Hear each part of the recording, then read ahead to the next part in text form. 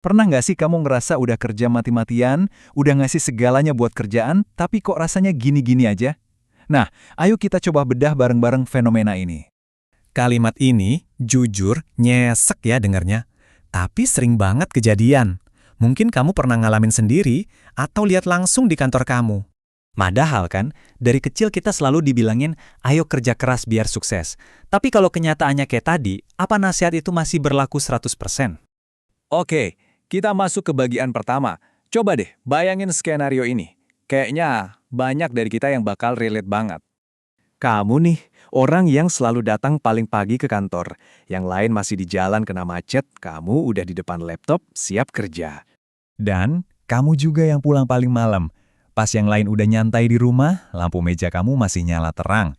Kamu lagi yang matiin lampu kantor. Kerjaan utama kamu beres, tapi nggak cukup sampai di situ. Kamu juga sering bantu teman, ambil kerjaan ekstra yang bahkan bukan tugas kamu. Semua dilakuin biar kontribusi kamu maksimal.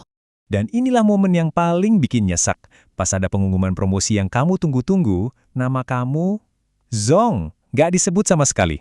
Rasanya tuh semua pengorbanan jadi sia-sia.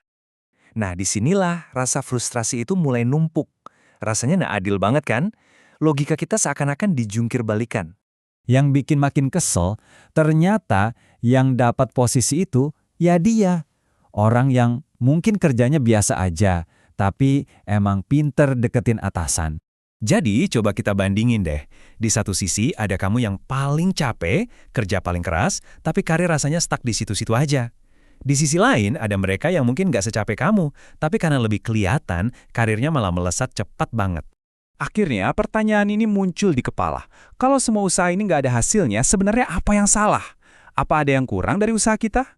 Well, ternyata dunia kerja itu punya aturan mainnya sendiri. Aturan yang seringkali nggak tertulis dan nggak diajarin di sekolah manapun. Ini bukan cuma soal seberapa keras kamu bekerja.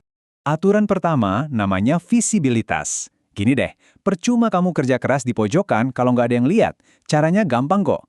Pas meeting, jangan diem aja. Coba sampaikan progres kerjaanmu.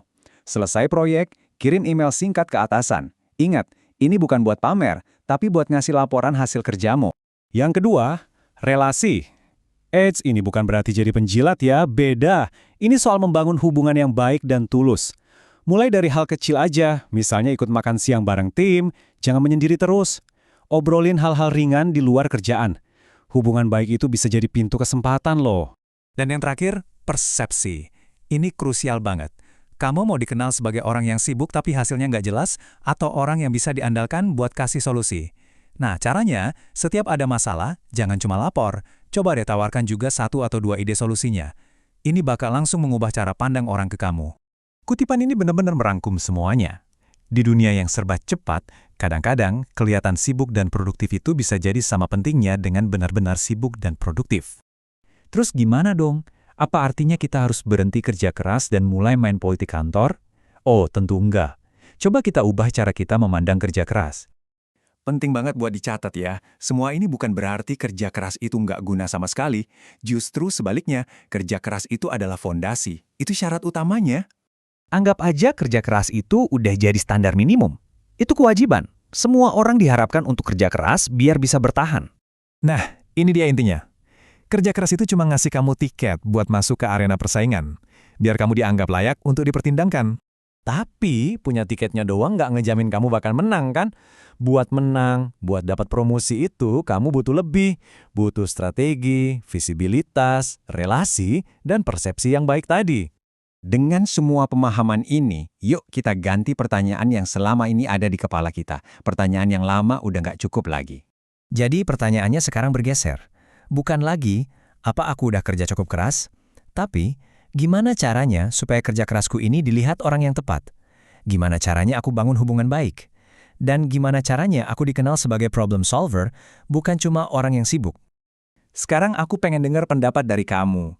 Menurut pengalaman kamu di dunia kerja keras murni itu aja udah cukup buat sukses?